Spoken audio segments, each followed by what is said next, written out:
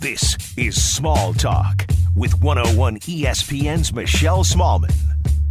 What's up, everybody? It's episode 143 of Small Talk. Steve Ceruti and Michelle Smallman are in the house. First off, we have to kick off this podcast with an apology. We missed the pod last week, a rare miss from us. But Steve, I think we just need to kind of manage the expectations of what this podcast is going to be moving forward. Life is getting back to normal. You and I both have full-time jobs. We don't have a producer. We don't have an editor. We don't have a video editor. We don't have a content manager. So sometimes life is going to get in the way and we're just going to have to miss an episode. And I hate to do that. We obviously don't intend to do that, but apologies to all the Shelleys that were in my DMs wondering where the pod was. We had a lot going on. We're two-man banding it, really. I mean, and usually it's not hard to do it. We'll find some time somewhere. Sometimes it'll be later in the week. That's why they come out on weekends sometimes. But both of us end of last week were just like, when are we going to find time to do this? You had a bunch of shit going on in your life that was really cool. I just had the Knicks in the playoffs because it's totally thrown me off because I do a New York show now. We were just busy night after night after night, basically talking about the Knicks, and now they're out, so I have a little bit more time. But yeah, man, life happens. But it was an eventful last week, and I have a lot to talk about today. So I'm pretty pumped to be back on here. I mean, it was like, I'm not saying that like I want to miss shows, but my batteries are recharged, and I feel like I've got so many things to get off my chest. I love that. And you know what I'm going to kind of do, Steve, is I think that I think we should take the European restaurant approach with this podcast. You know, in America, you sit down, the waiter is there. What do you want to drink? Are you ready to order? Get in, get out. Very regimented. In Europe, it's, hey, sit down, relax. You're going to get it when you get it. And that's kind of what Small Talk is going to be, at least through the summer. Like, you're going to get it when you're going to get it. All right. Listen, we're not in America. We're European dinner al fresco. If you're telling me that this podcast is going to be more Euro, I'm 100% down for that. I mean, I'm Euro Steve. Let's go. I'm like a wannabe Euro. Well, Steve, I am trending Euro Michelle, and you know that I love Italy. You know I love a trip abroad, but I'm getting into F1 and I'm getting super into soccer. And yes. I feel like my two main sports interests right now are soccer and F1. So F1 is hot right now. A lot of people get into F1. I don't know much about it. I know Rosillo, a lot of people on Twitter, they watch the Drive. What is it? Drive to Survive, Drive for something on Netflix. Whatever it's called. It's on Netflix and it's amazing. I've been told a million times that I should get into it. I just haven't really had the time. And I keep saying I don't think I'd be into it, but if people are like, trust me, you'll get hooked by the characters and the people and the teams that are involved. Like I know all these people that I'd be like, you're waking up at 5 a.m. to watch an F1 race. Like that would have never come. I would have never thought that about someone. And yet here are people all over Twitter being like, this is my thing now. I'm team Mercedes or I'm team McLaren or I'm team whatever. And it's cool. Like, it's just, we're slowly trending towards a more Euro society. What's up? We are, we're going full Euro on this podcast. Quickly, you have got to watch it. So a couple of weeks ago, I was in Chicago and I was staying with my friend Quincy, and she and her husband are super into it. And I was like, how are you guys into F1? And they're like, the show, you've got to watch the show. So they actually made me sit down and we watched a couple episodes together, and I was immediately hooked. I'm not completely done yet because we have been very busy, but I've binged a lot of it. And unless something dramatic happens in the next few episodes that I watch, I have already determined what my alliances are. And I have a driver that I'm into and a team that I'm into, because you kind of can cheer for two different teams. You can cheer for like a person and a team, if that makes sense. Yeah. So who's Lewis Hamilton? I know is the guy. Is he Mercedes? What is he? Yes, he's Mercedes. And he's like the Michael Jordan of F1, basically, right? But everybody says, if I had his car, I would be him. Like, I would be the number one guy if I was in the Mercedes car. It's just the vehicle is the star, not Lewis Hamilton. Well, that's like saying, if I had LeBron James's talent, I'd be the best player ever. Like, yeah, maybe. Right. I don't know. You'd probably be good, but would you be the best? I don't know. Maybe. But it's easy to say that when you're actually not putting in the work. I think it's a little different, though, when you have a full team constructing something around you, and it really, like, a lot of your success is determined on whether they can get their jobs done or not. Like in the very first episode, Haas, which is an American team that's in F1, they had their best seating ever, and they go to race day and they're killing it. They're ready to place as high as they've ever placed. And then they go to pit and someone doesn't secure the wheel on not one, but two guys, and they can't finish the race. That would be a bummer. So that is a major, listen, I felt so badly for the pit guy, Steve, who so the wheel just fell off. Well, it just like wasn't secure enough, so he couldn't go fast. And so he had to pull over because it was not safe. And then the guy was like, I am devastated. I am so sorry. Obviously, it was a new pit, Steve, new pit. Chemistry wasn't there. And I think it's a little different because in a lot of other sports, like LeBron, yes, his teammates determine his success, but he can take over a game, right? I think in racing, sometimes like a lot of factors are out of your control. Maybe it's more like football then, where yeah, Aaron Rodgers is great, although he may be a dick, but you know, sometimes great people are dicks. That's how the world works. That's breaking news right. There. They can be dicks too, which is how it works out. I don't know. If you're good at something, you can be a dick. But Aaron Rodgers by himself isn't winning a Super Bowl. You know, he needs a good team around him, or else it doesn't matter. I mean, you know, there are no quarterbacks who can overcome shitty teams, and like I'm assuming there's no F1 driver that can overcome a guy forgetting to put the wheel on. It's probably a big bummer. Also, question, like this is a chicken or the egg type situation. Do you need to be a dick to have success sometimes? Because I think the more that we dive into great leaders and great businessmen and women and great athletes, male, female, whomever, a lot of them have like a little bit of a dick edge to them. And I sometimes wonder if you need to be a dick to get to the top. There's some people who are notoriously nice, but I think they're kind of few and far between now. I think there is a quality for a lot of successful people where it's and again, this is like varying degrees and percentages of what they're actually like, but you have to be selfish. You just have to be. You have to be cutthroat. And, you know, I'm sure, you know, what do they say? All is well that ends well. Like I'm sure on the way up, you know, there's people that you've had to beat, slight, lie to, whatever, cheat to get to the top. And that just, to me, that just is life. That's part of what it's like to be there. Now, do I think some people are nicer than others? For sure. Do I think Aaron Rodgers, if he wasn't a football player, would still be a dick? Probably. I think that's just his personality. I could be a dick sometimes. You know, it's almost like not the know-it-all thing, but sometimes you think you're just too cool for school. I'll admit that I have that quality sometimes. It is what it is. It is what it is. But I do think in successful people, you kind of have to, especially in sports, I think you have to kind of be a dick asshole. Like to be, you know, because you know, if you're competing against other people, other guys, other women, you know, you can't care about other people's feelings. Like you want them to lose. So I think that's a quality you absolutely have to have if you're an elite athlete. So I think Brady's a dick. No, but I don't know. I don't know. He's very cutthroat. Like he will win it at all costs. Yeah. He's very driven, determined. I'm sure, you know, if you've ever watched, what is it? The Tom Brady doc, Tom versus Time, like Giselle talks about, you know, like their family has to make sacrifices for him, for his lifestyle. And I think he's appreciative of that. He talks about it, but at the end of the day, like he's like, I'm putting football first during these months of the year. Sorry, it's the way it is. And I don't think everybody could do that. Like I'm going to do me. Yeah. Yep. Well, then, Steve, another question for you. Does that mean that the U.S. men's national team are dicks because they're at the top? Okay. We're back. We're back. Let's go. Cannot wait. I can't believe it took this long about this. I'm so furious. I had a big weekend, fell asleep early last night. I fell asleep shortly after the U.S. Had the equalizer 1-1. And I woke up this morning and was like, I think I missed like the game of the century. It was, for everyone that says soccer's boring or they dive around too much or they're not interested.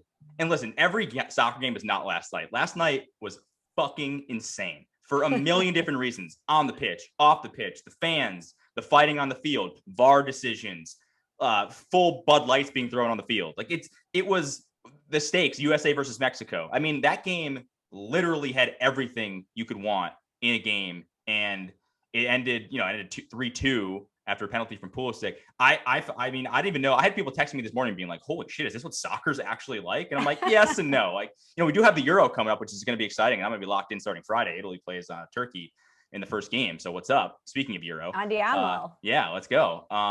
Italy, dark horse. They're flying under the radar. Haven't lost in like 2 years. Things are going well, but no one's talking about them. That's where we want to be.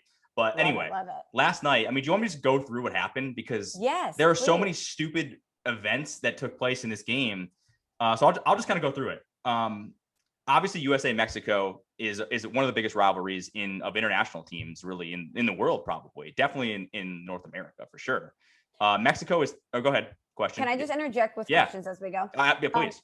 Obviously, geographic rivalry, but for those who might not know, there's some bad blood there, and there's been a lot of intense moments between those two teams prior, right? It's not just a geographic rivalry. It is, but also they're just the two best teams in CONCACAF, which is basically the North America, Canada, and all like the sort of Central American countries. That's who plays in CONCACAF, and the USA and Mexico are the two best teams. Mexico is actually typically better than the US, but we have this sort of new sort of influx of young players. Christian Pulisic, Gio Reyna, Weston McKennie all played huge roles last night. And this was kind of their first test. And this was also the first trophy that I believe they could win as a group. And it's sort of a meaningless trophy. It's the CONCACAF Nations League. Basically, it's a made up tournament. All of the different continents of soccer organizations, like UEFA has the UEFA Nations League, right? I'm sure in CONMEBOL, which is the South American one, they have one as well. Asia has one, whatever. This was sort of the CONCACAF United States Mexico version of that. The trophy, this was the first ever time the trophy's been given out. It's a completely meaningless tournament, but it's a chance to win a trophy, and it's a chance to beat your rival in a game that actually, has that all the good players are playing and means something to the fans and the players. So last night was, it was in Denver too. So the games often are in the US just because it's just easier logistically. But there are a lot of Mexico fans that travel to the US. I would argue there might have been more Mexico fans there last night than US fans. Mexican fans travel like crazy, which sucks because if that game's played in New York or Miami for sure, that's not a home game for the United States. It may be in the United States, but it's not a home game. Denver was probably 50-50, so that was at least fun. But Mexican fans are notorious they're not a great fan group. And when I say that, they're passionate, but they do a lot of shitty things. We've seen a lot of the NBA stuff with, obviously the water bottle getting thrown at Kyrie Irving, or what was it, Russell Westbrook gets the popcorn dumped on him. Trae Young obviously was spat on, which is absurd. Last night put a lot of that stuff to shame. There was some really shameful stuff that happened last night from a lot of the Mexican fans that just is absolutely ridiculous. But I'll get to that in just a second. I'll go through the timeline of events on it. So games in Denver, chance to win a trophy. What's up? US, first or second minute, give away a goal basically by passing it directly to Mexico, and then bang, goal. 2 minutes in, you're down 1-0. And as I said, Mexico is typically a better team, so you're not trying to give Mexico any goals because they don't need any help to beat the US as it is. So it was a terrible, terrible start. And you're sitting there going, here we go again, because Mexico has 100% had our number for a couple of years now, really ever since sort of the whole World Cup debacle, which we hopefully put behind now. So not a great start, down 1-0. And then I think it was, I don't know exactly the minutes on this, probably like 20 or so minutes later, Mexico scores another goal, a header goal, and their guy who scored the goal was just offside. So that comes back on a VAR decision. If US goes down 2-0 there, the game's over. They're not coming back, period. The mental hurdle was already there. Mexico probably would have closed up shop, and it would have been another disappointing loss for the US. But by millimeters, this guy's offsides, and the goal gets called back. It's still 1-0. And then a couple of minutes later, we get the equalizer from Gio Reyna, who his dad played for the men's national team. His mom played for the women's national team. Like soccer, U.S. soccer through and through in this guy's blood. He plays for BVB, which is the second best team in Germany. He's one of the best young players in the world. And this was really his first, I believe, a competitive action with the U.S. He became cup tied in that game. He scores, ball hit the post. He basically gets the rebound, 1-1, game on. And then from there, I thought the U.S. played really, really well. But then throughout the course of this game, you had the Mexico fans who were chanting basically like it is a homophobic slur, which they are known for. Like this is decades, going back, they've used this slur. They chanted at the goalkeepers. They chanted at other players. I saw Christian Pulisic looking at the crowd, literally being like, what the hell are you guys doing? Like, this is absurd. Like, so they stopped the game and almost postponed it, which is good. They should do that and they should really sanction the Mexican team, unfortunately, because there's no other way to stop this other than taking stuff away from the team. Like the fans don't care. There's no repercussions for them. What are they going to get kicked out? Sure. You can't discipline an entire sort of fan base, really. So you have to discipline the team. So I'm interested to see how that goes in the future. But so you had that. You had a stoppage in play. You had, during the game, like full bottles of Bud Light being thrown on the pitch, being thrown at people. I saw a player got hit in the head with Gio Reyna got hit in the head. A Mexican player got hit in the head with some friendly fire. It was absolutely insane. Like, again, we talk about some of the craziness. Like that didn't lead first take this morning, but it actually probably should have. If you were that worked up about popcorn getting dumped on Russell Westbrook, try getting a full Bud Light thrown at your head during a game. By the way, thrown at our country. Yeah. You're disrespect. Exactly. You're disrespecting America. But again, there was some friendly fire. The Mexican fans hit a Mexican player right in the face with a full with a full bottle. So like listen, and again, let's not just paint. I'm sure it wasn't just Mexican fans, but I would argue that they are a much bigger problem at some of these games than the US fans. But anyway, so later in the game, I think it was like 80th minute or so, Mexico scores to go up 2-1, which was absolutely deflating. You kind of feel like game's over there. There's only 10 minutes left. Here we go again. US is screwed, blah, blah, blah, blah, blah. And then only a couple minutes later, we get Weston McKennie, who scores a goal, which a header goal. He is unbelievable. He plays for Juventus too, which is they're the best team in Italy. Again, there's a theme here of all these US players playing for huge clubs. Like he's a big freaking deal. Scores a massive goal for the United States. Game goes into extra time. Go ahead. You get another question?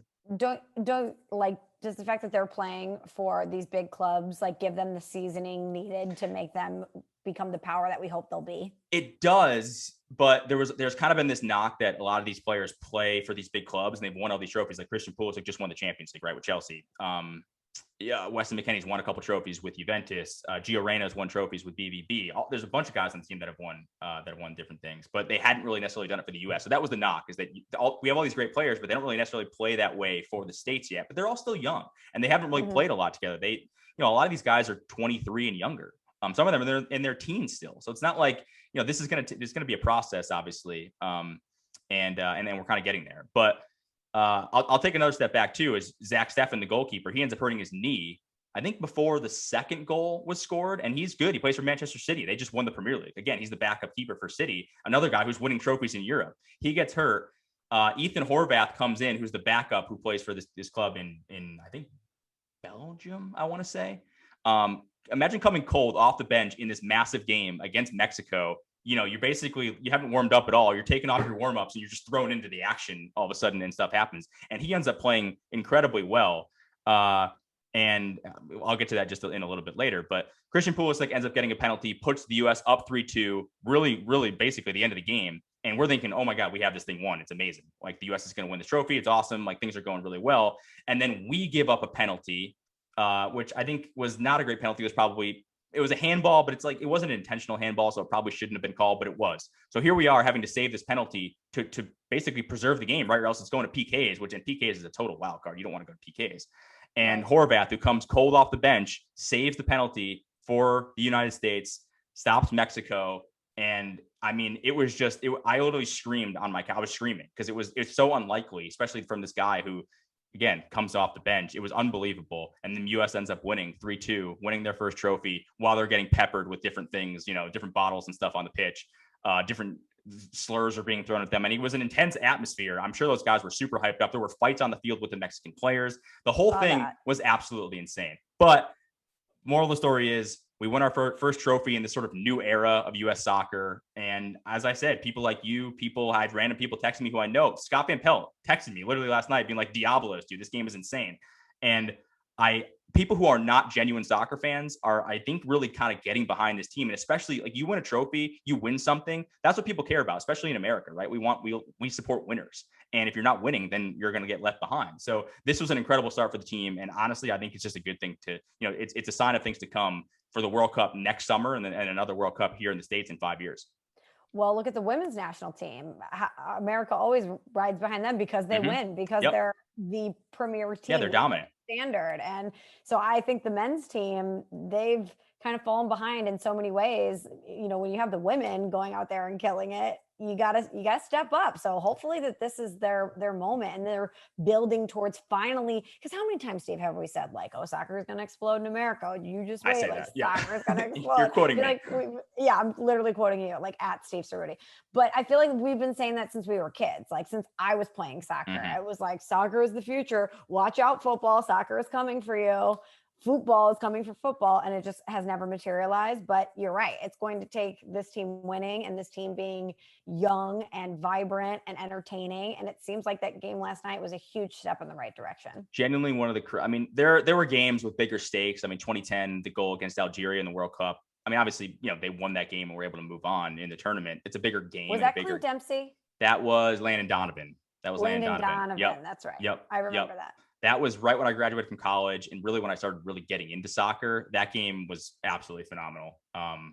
And again, it's moments like that get you into the sport. That's why we need things like what happened last night, because it'll be like, oh, all right, I'll start following this team now because they like cool shit happens when the U.S. plays. Let's go. But like I said, there have been bigger games, or maybe been, I don't know about wilder games, certainly with the fans. But if you take everything into consideration, that game had everything you would possibly want. And it had VAR decisions. It had people people getting fights on the field, multiple goals, penalties, guys getting hurt. The fan interaction. I mean, it literally had everything you could possibly want. So if you didn't like that and you watch soccer, I guess there's no hope for you. Okay, so Ceruti had an unbelievable soccer game. He's riding high on that. And we had a song debut. We did. John Mayer and Maren Morris. I love that your identifier is like soccer guy. And so the US has this amazing game last night and everyone's texting Ceruti. They're like, what's happening with Ceruti? We got to check in on him. When John Mayer drops a song, I can't even imagine how many texts or tweets you got, because I'm getting texts being like, hey, did you see there's a new John Mayer song and it has Maren Morris in it? Like, is Ceruti okay? Yeah, I appreciate that. Shout out to your friend who shot. I mean, it made my week, and I was excited to listen. I'm gonna throw a little, I'm gonna be a little bit of a downer here just for a second. I don't love the song, right? I think it's kind of generic. It is what it is, and I feel like as a Mayer fan, I'm an unbiased John Mayer fan. I'll tell you when I don't think something's good. I think he has mostly great songs, but I'll tell you when I don't think something's great. I thought it was a little bit generic. I wish there was a little bit more Maren Morris in it. She's kind of only at the end of the song, and it has kind of this like weird 80s vibe to it that I don't necessarily love. Why have Maren Morris on the song if you're only going to have her kick in like the last 20 seconds? Do you remember what's the song? Half of My Heart. Which was on an album a couple with Taylor Swift. It's the same deal. He kind of only had Taylor sing backup vocals at the end of the song, and it kind of leaves you wanting more of that other person, especially Maren Morris. But as much as I didn't love the song, it got me thinking. I don't think there is a duo that I want a full album more than a John Mayer, Maren Morris full album collab with like 15 songs on it. I don't think, if you could give me, hey, any artist, two artists in the world, pair them together to make an album, I think that might be my number one slot. The only thing that's come close, Michelle, was Drake and Future when they did their album. What was that? 5-10, almost, probably 5-10 years ago. This would be right now. I need a full album from those two. I'm sorry, I just do. Okay, I have three things to say here. Number one, I'm with you. I did not like the song. I thought it sounded like the intro to a Full House spinoff. Yeah, it's corny. I mean, I hate to say that, but again, I'm being a non-biased John Mayer fan. I just think it's not his best job. Sorry. Two other full album collabs I want Drake and Rihanna, because every time they've teamed up, they've been fire. Unbelievable. And if I'm pairing Maren Morris with anybody for a full album, give me Chris Stapleton.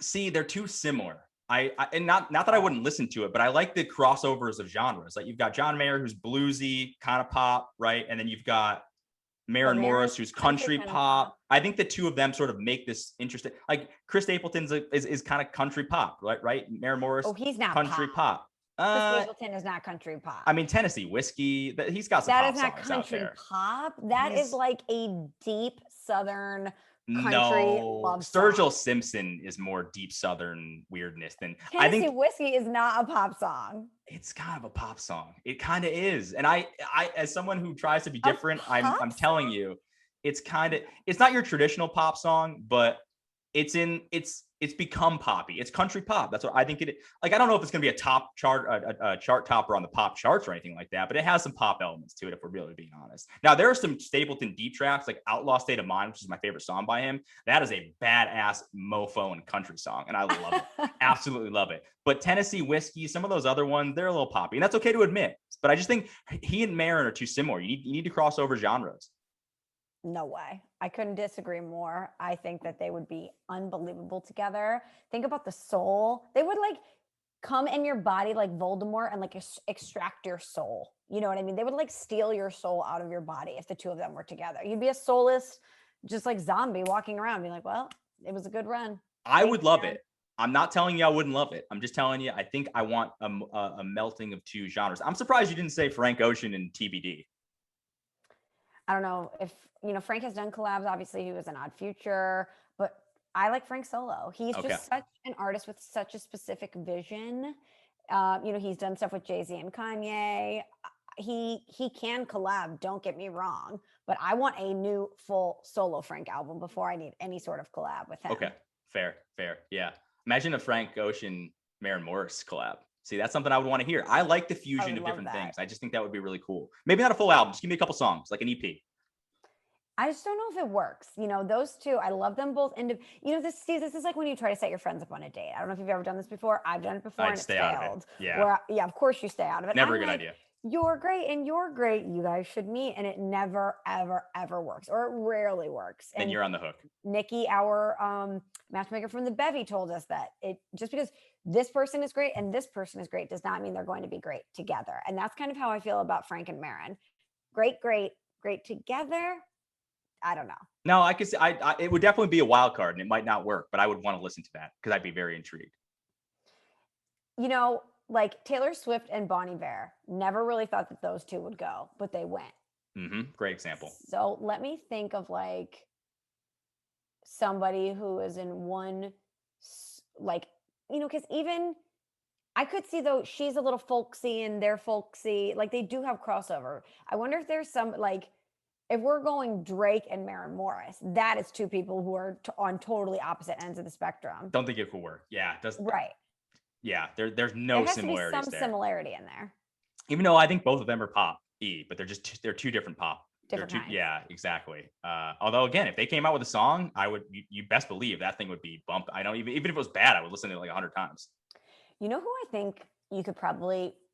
He's just like very versatile, and you could probably collab with him on almost any level with any genre. And you're gonna laugh when I say this, but I think it's Justin Bieber. Bieber has such a versatile voice and a versatile style of singing that I truly think you could throw him on a country album. Obviously, you could do pop. He does soul. I think he's R&B. I mean, you could throw him. He's done techno. I mean, is Justin Bieber like the 5-tool player in music right now? I think you can make anyone into an EDM star. Like, I really believe that. Did you know that Ronnie from the Jersey Shore was on, I think it was an Avicii song? Like you could literally take anyone. Hold on, I gotta look this up because it's 100% true. Stop it. Yeah, here, vamp for me because this is 100% true. I need you to look it up. Wow. Well, all you have to do is say something and then they'll auto-tune it and throw a sick beat behind it. You don't really need a lot of skill to be on an EDM track. I mean, musically, like with your voice. Obviously, there's a lot of production that goes into it, but I mean, listen, Steve, I watch The Housewives and this woman, Kim Zolciak, who cannot sing a lick. Candy Burris, who is a very talented artist, she wrote No Scrubs. She came up with the song Tardy for the Party and auto-tuned the shit out of it. And it became a bop. So I am convinced that you could make anyone a star. I think it is David Guetta, Memories. I think that is the song. And what did he do on it? He sang, he's the guy that says it. Or that's Ronnie? Talking. Yeah. Cabs are here, Ronnie. Sam? One Punch Ronnie. Yep. Sammy Sweetheart Ronnie. By the way, there's a reunion show coming. Like I love how we're so old now that we are being targeted for reunion shows. That's how you know you're old, by the way. Yeah, we don't need to get into more reasons why we're old. We've already addressed that last week or 2 weeks ago, I guess. Interesting. We're gonna have to dive into that. But Ronnie Slashy, who knew? Anyway, I thought he was just like a bad guy who was once on reality TV. I say that to say I think anyone can be turned into an EDM star. So I'm not going to give Bieber credit for that, but I will give Bieber credit for a lot of other. He crosses over some stuff. There's Bieber songs where you're like, oh, interesting. You know who I'd like to I don't know exactly who, but Harry Styles is a guy I'd like to see do some. I love Harry. Do some mashups. Yeah. Maybe not full albums, but just like experiment a little bit because his album was sneaky great. Maybe we need like a Dua Lipa Harry Styles thing. Yeah. How has that not happened already? Yeah. Your biggest stars. Seems like a no-brainer. No-brainer. Steve, I have such a thing for Harry Styles. And by that, I don't even mean like crush on him. I just think he can do no wrong. I think there is no one out there that is cooler than Harry Styles right now. He can pull off any look. That's a good question. And like, look at his fashion choices that he's such a risk taker.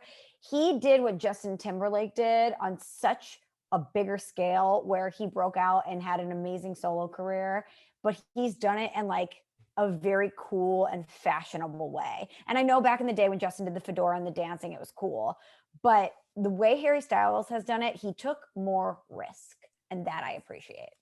You know, what's funny is maybe I'm being a dick here. Speaking of the trend that we're talking about being dicks, but I don't think Justin Timberlake's that cool anymore. No, now he's not. But he was back in the day.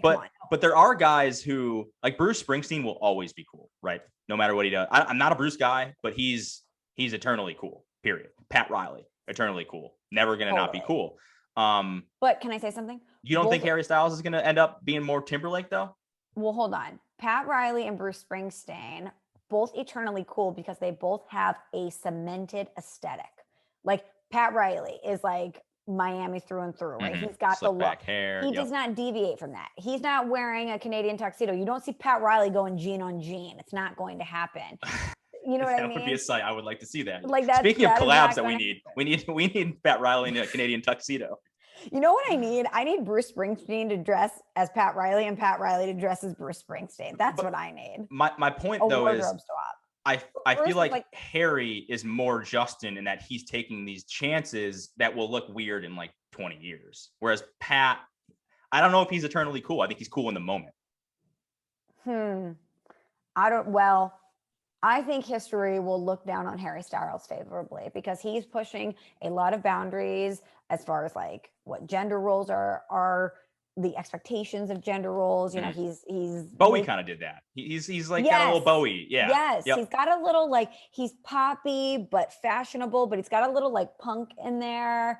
I don't know. I just think there's no one on planet Earth right now cooler than Harry Styles. I wouldn't argue with that. I wouldn't. I was just trying to rack my brain. I can't name somebody who I'd be like, damn, that dude is significantly cooler. I mean, I love Tom Hardy, but he's not in that vibe. He's more like tough guy, mysterious than he is like trendy, cool, sneaky hot. So Harry Styles, if you want to go Harry Styles, I will not argue with you on that. I think he 100% is. I heard on like, the streets that Harry Styles might be coming out with like a makeup line for men or like some sort of like beauty line. And I think he's the guy that can pull it off. Do I need to start wearing makeup? A-Rod's trying to do that with like the concealer. Well, that's because I feel like that's the J-Lo influence though. Although no longer now that she's back with Ben, right? Are you team Bennifer? Are you like into that? I'm team no one. I'm team, just get out of my life. Although, it's not like I'm reading a bunch of things about the breakup and how he's back with Jen. I just see them kind of around on different things. I don't really know what's going on. Are they actually hanging out now again? Didn't they go on vacation together or something? Sources have said that they've been making out everywhere, like all over LA, at a gym in Miami, just like smooching it up. I'm not mad about it. I feel like people like yourself would probably say Jen's better than that at this point in her life, but I don't know, whatever makes her happy, go do your thing. Yeah, I agree. And I think that if they truly did break up because of like media pressure and now they're at a different place in their lives and they can come together and they still have love for each other, go for it. YOLO. I felt like that relationship was for show more than it was love. Now, obviously I don't know them, but it just felt too convenient for me the entire time. Like, oh, J-Lo and A-Rod, like they're both kind of feeding off each other's fame, even though obviously J-Lo is way more famous than A-Rod. A-Rod probably it was a bigger deal for A-Rod to be dating J-Lo than it was for J-Lo to be dating A-Rod, right? Yeah. So I don't know, but it was still a good look for Jen, right? To be, hey, she's with A-Rod, right? Everyone knows A-Rod is, and he's on TV, obviously famous baseball player. No one has done like a 180 on their image like A-Rod. Everybody hated him like 10, 15 years ago, and now it's like, oh, A-Rod's back, he's the best. So shouts out to him. People are mad at him. Well, because of the breakup, did he cheat on her? But didn't she cheat on him? So who cares? Again, no. Are you sure about that? I can't confirm. I'm not in her bedroom or her DMs, but like from what I have read, he is texting Southern Charm stars and all these like influencers. She finds out, is devastated. Now she's back with Ben. I just kind of feel like they're probably both cheating on each other. And I don't, Dude, I would never. Come on. Oh, come on. Why would she, what do you mean? She's too good to cheat on someone? I don't know. She's super hot. What do you want her to do? I don't know. I'm sure she gets bored of talking to A-Rod, Yeah, totally. I mean, gosh, who knows? Anyway, can I tell you who you say you're not like team anyone? There's someone that I am, other than Harry Styles, standing for, as the kids say.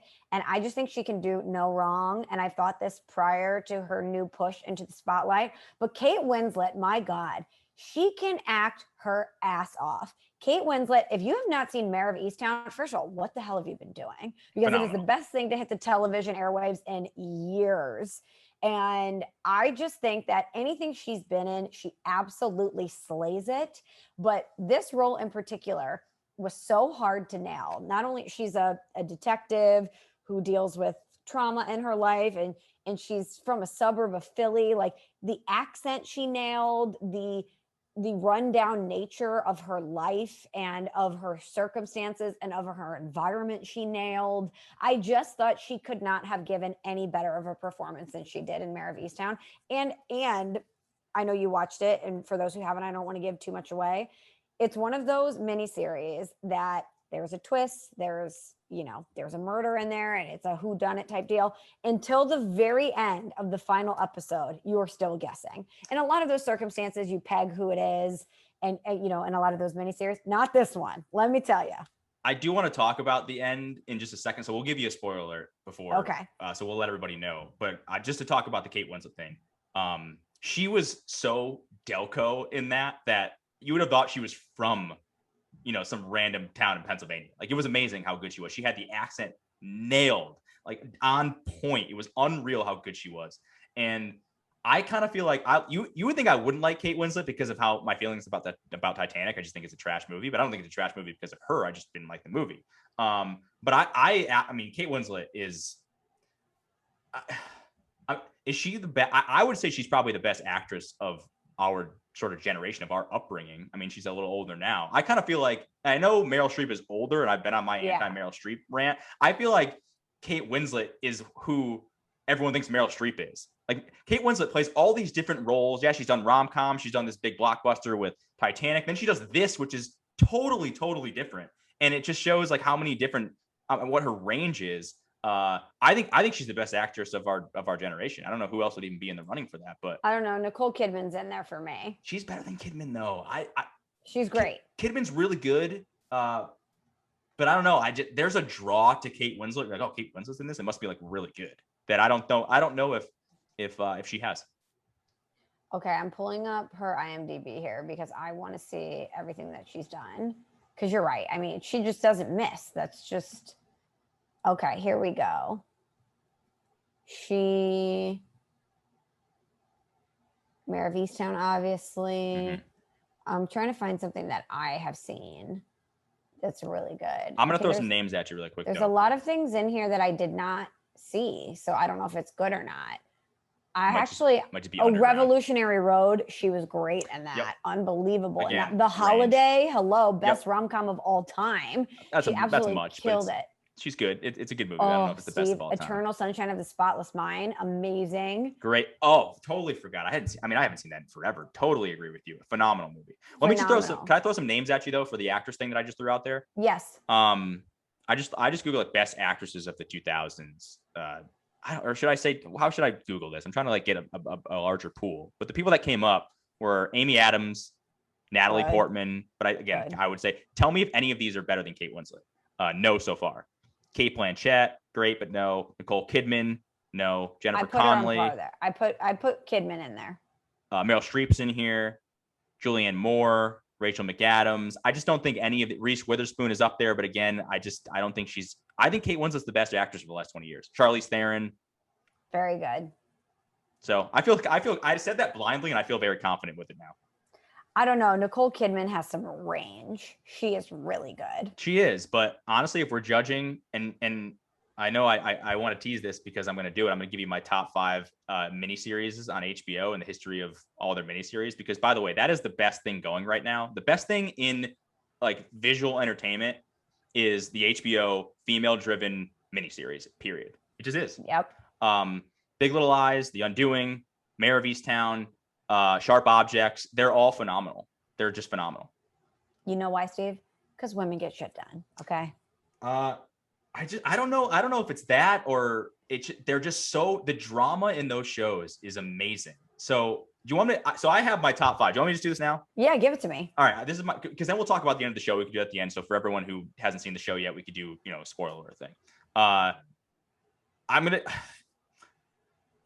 I'm going to have to, you want me to go 5-1 or 1-5? Of course, 5-1. Okay. You got to build up the drama. We're talking about a drama series here. You got to build up the drama. Also, I love that unprompted, you just listed your top 5 like women-driven miniseries. Because they're all in the last couple of years and they're all great. But all right, let me just a couple honorable mentions because these might be a little bit shocking to you. But I have 3 honorable mentions. Big Little Lies is in there. Didn't make my top 5. Ooh. The Undoing did not make my top 5. What?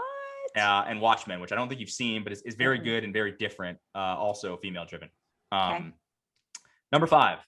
You're not gonna like this, but Chernobyl. Chernobyl was phenomenal. 9.4 on IMDb. It's a period piece.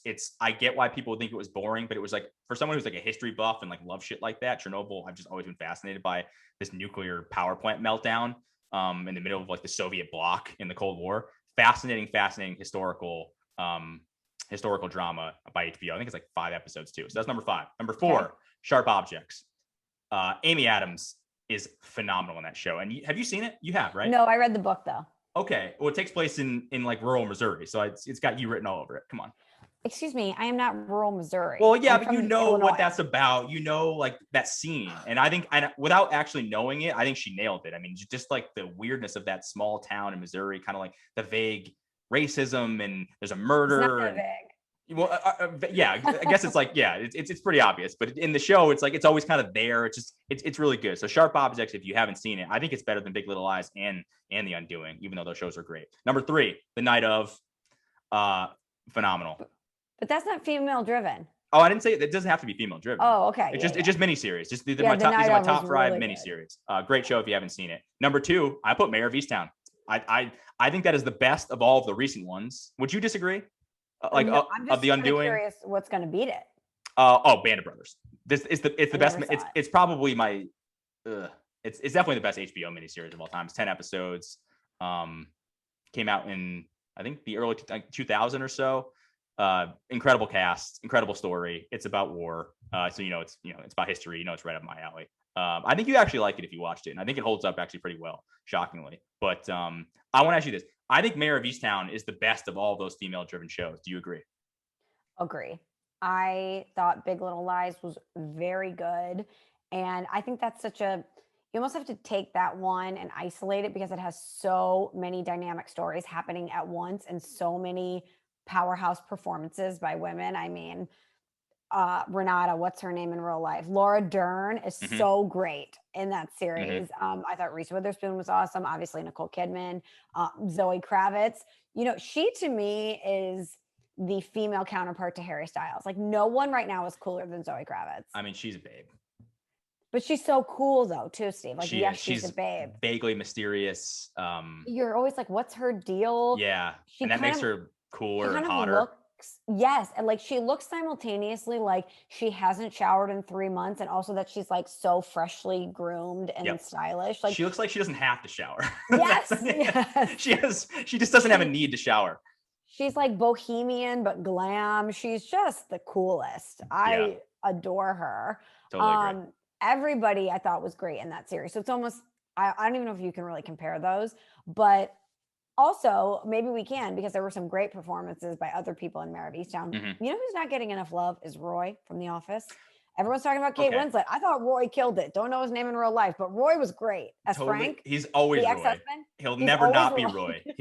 I'm sorry. He just is. I've seen him in a million different things since then. He's almost always the bad guy. And can we do spoiler alert now? Because I do want to talk about some things. Okay. If you have not seen the ending of Mare of Easttown, come back in 3 minutes, because we don't want to ruin it for you. Yeah, really quickly. We'll bang this out. 3, 2. Okay. All right. We're in. Okay. Obviously you thought it was him. I'm like, are you fucking kidding me? Like Roy in another movie is going to be the shithead guy. Like what the hell? And then I'm happy. I'm kind of relieved for him that he didn't have to be the shithead guy in another movie or show. But can I tell you, because you told Maddie and I that, because you watched it before us and you were like, I didn't know who it was until like the very end of the show. So that was always in my mind. I'm like, who the heck could be like the weird character that it would be? So I'm watching the show knowing that it's too obvious to be the two brothers, right? It's too obvious to be the priest. There's too many obvious ones. You know who I thought it was the entire time? Who? Laura. Thought it was her the entire time. Who? Lori. Oh, the mom. The mom. Yep. I thought it was her the whole time. The mom. You know who I thought it was until halfway through was her partner. The one who, when they find the other girls. Oh, yep. Yep. I thought it was him. Because she was like going on a date with him. And you know who I thought it was at the end, at the very, very end? You're talking about Guy Pearce, the older guy, right? Or the her partner, like the police guy. Oh, wow. The guy who got because he shot came in the head, from which is incredibly abrupt. I know. He came in from out of town, and there was like but he like lived with his mom. I just thought that there could be something there. And then up until the very, very, very end, I thought it was going to be the author, the guy. Okay, that's what I thought you were talking about, Guy Yeah. Pearce. Yeah. I was just like waiting for that shoe to drop, and it was obviously not him. But I was shocked by who it was. I was trying to think of motive, right? Who would Yes. want to kill this girl? And that's why I kept going back to Lore. I think they called her Lore, right? Who was, by the way, phenomenal. She was great in the show. Absolutely Amazing. Great. So really up until like the gun is in that thing and they show him taking it, I was like, holy shit, it's the freaking son. For a few episodes, I was like, I have just nailed. And I was so proud of myself. And then boom, I'm wrong. But that's why I try to tell you guys, like because you don't ever think of him as having the motive, you know? And that's where I think the genesis of everyone's guesses come from. It's like, who hated this girl? Like, I thought for a long time it was the dad who did it. Like, do you blame Mare, by the way, for basically telling the truth instead of letting the dad take the fall for it? No, not at all, because her job is to justice, right? Yeah. Her job is to solve the crime and to put the correct person behind bars. Like, that is her job. She only answers to justice. And I think in kind of a lot of different ways you would have sliced it, she would have put someone away that she had a previous relationship with. Mm-hmm. So I think she had to do what was right. And like, knowing Mare, she couldn't have lived with herself if she didn't do the right thing. But I will say this. When her friend was sitting in the what's it called when they're doing the like inquisition, you know, the interview room, and the interrogation. Interrogation. Yeah. Okay. Yeah. A lot of I words. We got there. Inquisition. I don't know. The Spanish Inquisition. What? What? There you go. So bizarre. Interview. What do we call it? Interrogation room. Interrogation room. Yeah. I forgot it again. When her friend goes, I lied to you and I would have taken this to my grave to protect my son. I felt that, Steve. Yeah, I don't even have kids. And I was like, I would have done the same thing. Hell yeah, I would have lied. I would have thrown Billy right under the bus. I don't blame any of the characters for really anything that they did. I don't. No. I mean, the dad's a shithead because he obviously, cheated on, there's some incestual stuff going on there. That was a bummer. Big time bummer. But yeah, phenomenal show. Phenomenal show. If you haven't seen it, well, I hope that you've seen it if you're listening to this part of the podcast. That's your bad, not our bad. Okay, Steve, let's get to a review. It's been 2 weeks, so we definitely need a review. Yeah. Oh, and by the way, I keep sending you emails from the website of people still weighing in on your Dave Matthews takes. I don't know if you get those that I forward to you, but people still have thoughts on you not liking Dave. And I think it's ratcheted up because Dave, it's just summertime. Yeah. People are listening to Dave and they're vibing to Dave and they're like, you know what, screw Ceruti. Here are my thoughts.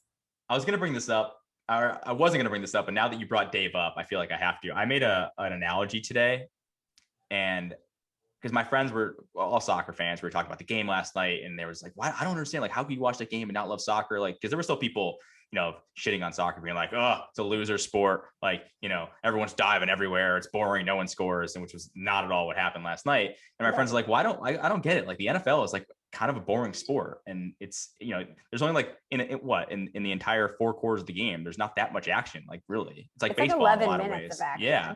And so we were talking about that. And I just said to them, I was like, football is the easiest sport to follow. And I was like, football is like DMB. Football, it's like everyone likes DMB.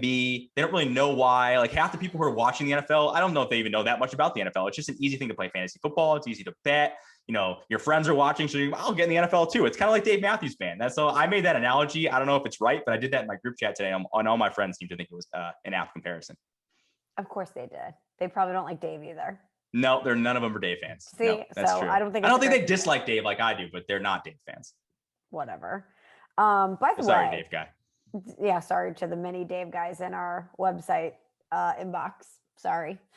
Did I reveal to you who my driver was and who my team was for F1? No. Because I'm going to tell you who mine are, and I think that you're going to be the same. I think once you watch the show, like, my guess is you'll be the same. And listen, I still have a couple episodes to go, but I am a Daniel Ricciardo girl, and I am Team Ferrari. Oh, what?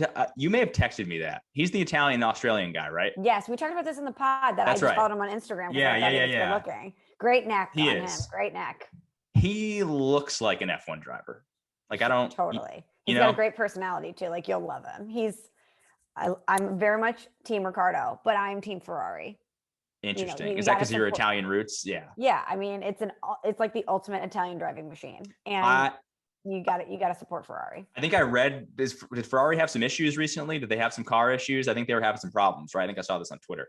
Yeah, there was, I didn't really watch this past weekend, but I think there were some issues. I think in the qualifying, there were some issues with Ferrari. Yeah, not great. All right. Well, you do like an underdog and like a cool underdog. It's why you like Leicester. So this is kind of on brand for you. But I think that if you watch, I could see you liking Ferrari and I could see you loving Daniel Ricciardo. I could see that too. Yeah, I would probably agree. Okay, well, let's get to a review.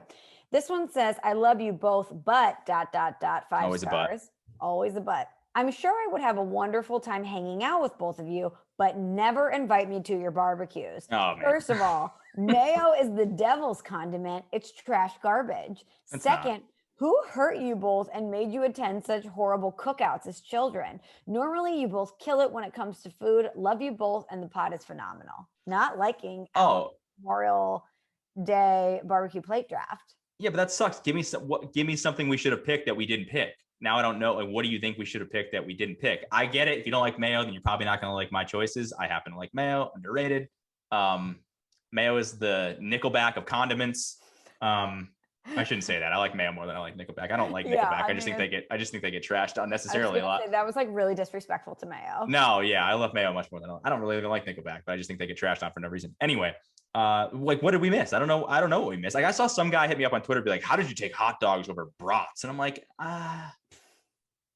all right, yeah, I like a good brat too. I don't think they're that different. Yeah, I know they are different. I understand that one of them's like a sausage and it's totally different, but I don't know. I wanted to go something traditional. And I think hot dogs and hamburgers were the correct choice at 1-2 for like the main part of the plate. Right. And then what other sides did we miss? I don't even know what we really missed out on. I got some heat for mac and cheese. People were really upset that we did not have mac and cheese. We gave that an honorable mention. And I think we had both explained why we didn't put it on I wouldn't be mad if I had it. It wasn't in my top 5. I don't know. I know, but that's just the most heat that I got was for mac and cheese.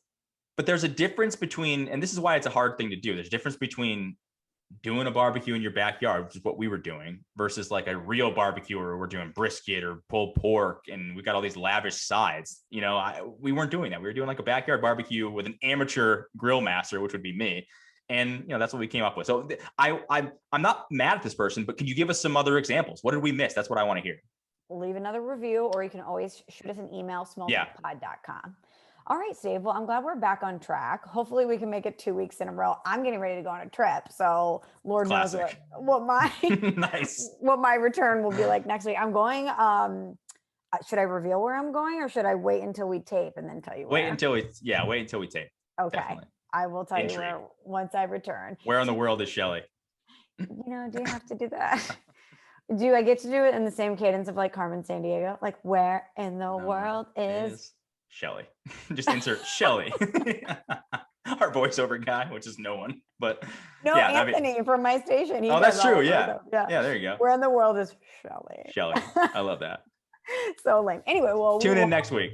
Hopefully, be back in action next week to reveal where Shelly went. But until then, Steve, USA. USA. We're back. Let's go. I believe that we will win. All right, that's enough. Good times. Wants more soccer. Thanks for listening to Small Talk. Subscribe on Apple Podcasts or the Podcast One app.